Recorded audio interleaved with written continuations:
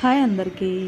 మా పిల్లలు చూసారా ఎంత చక్కగా చదువుకుంటున్నారో హాలిడేస్ ఇచ్చిన తర్వాత కూడా. అంటే మా చిన్న పాప స్కూల్కి వెళ్ళట్లేదు. ఇప్పుడు అక్క ఏం చేస్తే చెల్లి ఆటోమేటిక్గా చేయాలన్నమాట. అందుకని ఆమెకి బాసర్లో స్లేట్ అయ్యి కొన్నాం కదా అక్షరాభ్యాసం చేయించినప్పుడు. ఇంకా ఎప్పుడన్నా ఇంకా తను వాళ్ళ అక్క ఏం చేస్తుంటే ఆమె అది చేసిద్ది అనమాట. అందుకని నేను స్లేట్ మీద ఇంకా నెక్స్ట్ ఇయర్ స్కూల్ జాయిన్ చేద్దాం అనుకుంటున్నాను కదా, ఇంకా ఏబిసిడీలు అవన్నీ నేర్పిస్తున్నాను అనమాట.